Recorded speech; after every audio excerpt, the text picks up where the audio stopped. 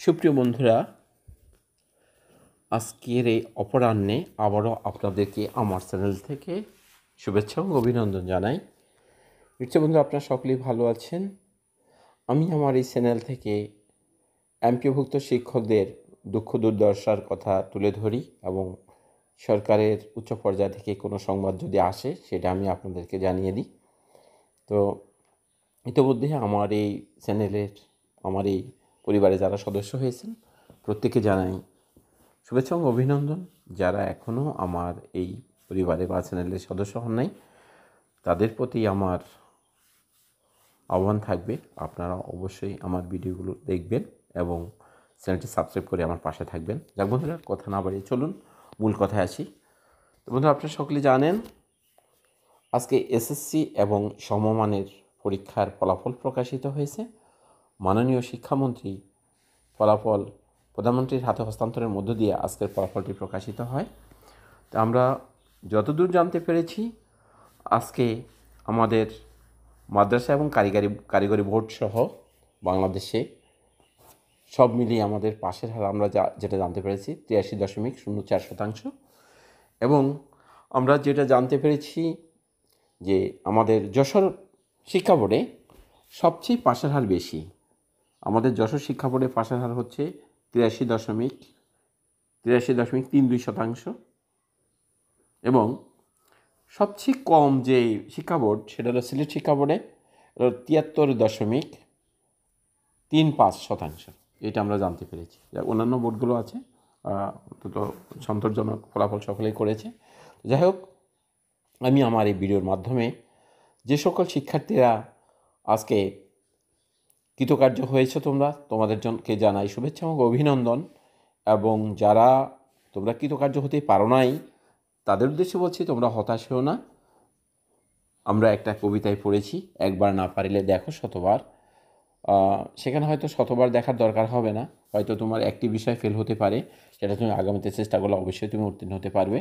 এবং অভিভাবকবৃন্দের দৃষ্টি আকর্ষণ করছে, আপনাদের মাননীয় প্রধানমন্ত্রী ইতিমধ্যেই বিষয়টা জানিয়েছে, যারা ফেল করছে তাদেরকে আপনারা বকাবকি করবেন না, তাদের উপর মানসিক কোনো প্রেশার দেবেন না এবং ওদেরকে উৎসাহ দিবেন, যে নিরুৎসাহিত করবেন না, যে উৎসাহ দিবেন যে পরবর্তীতে যেন তোমরা পরীক্ষা দাও, তোমরা যেন আবার তোমার সফলতা চিনিয়ে আনতে পারো, সেভাবে তাদেরকে উৎসাহ দিবেন। তাদের উপর কোনো আপনারা রাগ করবেন না, তাদের প্রতি কোনো রকমের অন্যায় অবিচার আপনারা করবেন না। যাই হোক বন্ধুরা, আজকে একটি খবর গণমাধ্যমে অত্যন্ত আলোড়ন সৃষ্টি করেছে। আমিও দৈনিক শিক্ষায় এটা দেখেছি এবং এই কথাটি যদিও আমাদের মাননীয় শিক্ষামন্ত্রী বারবার বলেছেন, কিন্তু আসলে তো আমরা শিক্ষকরা এমন হয়েছি যে কোনো আশ্বাসে আমরা বিশ্বাস করতে চাই না। তো যাই হোক, এটা যেটা দেখেছি দৈনিক শিক্ষা আমরা দেখেছি যে আমাদের মাননীয় শিক্ষামন্ত্রী যে আমাদের এমপিভুক্ত শিক্ষকদের বেতন ভাতা বৃদ্ধির যে উদ্যোগ নিয়েছেন এবং সেটা উনি শিক্ষা মন্ত্রণালয় থেকে অর্থ মন্ত্রণালয়ে অর্থ মন্ত্রণালয় থেকে তার কাছে এটা রিকুইজিশন চাওয়া হয়েছে কত টাকা লাগতে পারে। এবং সেখানে অ্যানালাইসিস করে যেটা দেখা গেছে যে আমাদের বাড়ি ভাড়াটি অন্যান্যদের চেয়ে অনেক অনেক কম, এবং পাশাপাশি মেডিকেল ভাতা আমরা যত জানতে পেরেছি এই দুটো বাড়ানোর উদ্যোগ নেওয়া হয়েছে সরকারের পক্ষ থেকে। তো আমরা অবশ্যই শুভেচ্ছা অভিনন্দন জানাবো। তারপরও এই উদ্যোগটি নেওয়ার জন্য শুভেচ্ছা অভিনন্দন জানাই মাননীয় শিক্ষামন্ত্রী এবং প্রধানমন্ত্রীর প্রতি, যে আপনার থেকে অসংখ্য ধন্যবাদ যে এত বছর পরে হলো যে আপনারা এটা উদ্যোগ নিয়েছেন। তো আমি আমার এই ভিডিওর মাধ্যমে আবারও এই উদ্যোগটি যেন সফল হয় এটাই আশাবাদ ব্যক্ত করি এবং এটা 6.5 লক্ষ এমপিভুক্ত শিক্ষক কর্মচারীদের মুখে যেন হাসি ফোটে এটাই আশাবাদ ব্যক্ত করি।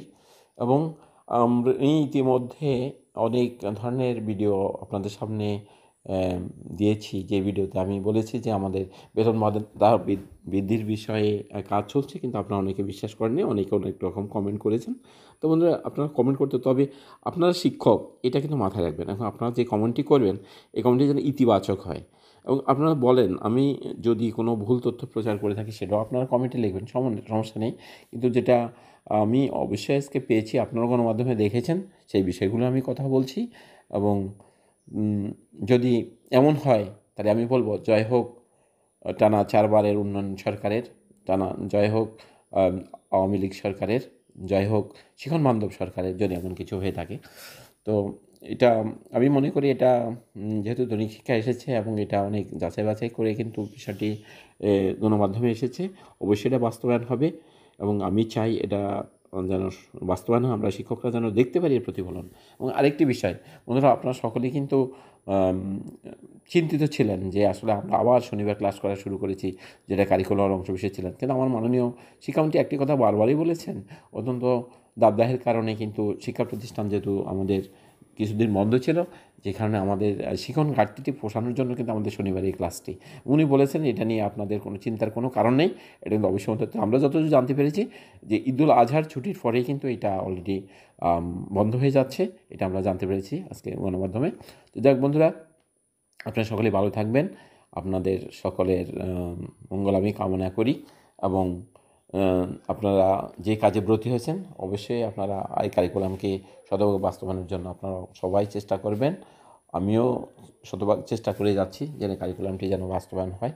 আমাদের সকলকে, বিশেষ করে আমাদের এমপিভুক্ত শিক্ষকরা যে কীরকম কাজ করে বা সবাই যে আমরা আন্তরিক, তারই প্রমাণ কিন্তু আজকের এসএসসি পরীক্ষার যে ফলাফল তাতে দেখা গেছে। আপনারা সকলে জানেন বন্ধুরা, 97% প্রতিষ্ঠান কিন্তু আমরা বেসরকারি, আমরা 3% মাত্র সরকারি। এখন আপনি দেখুন, সরকারি বেসরকারির ফলাফল যদি আপনি রিসার্চ করেন, গবেষণা করেন, তাতে দেখা যাবে যে আমাদের বেসরকারি শিক্ষা প্রতিষ্ঠান কিন্তু এগিয়ে।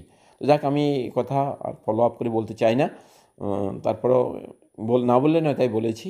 তাই বন্ধুরা, আবারও আপনাদের শুভ কামনা করি। এবং আজকে যে সংবাদটি নিয়ে আমি ভিডিও করেছি, অতি দ্রুতই যেন এটা আলোর মুখ দেখে এবং আমরা সবাই যেন এই সুবিধা ভোগ করতে পারি, এই আশাবাদ ব্যক্ত করে আবার নতুন কোনো ভিডিও দেখার আমন্ত্রণ জানিয়ে আমি এখন আপনাদের সকলের কাছ থেকে যোগেশ চন্দ্রনাথ বিদায় চাইছি।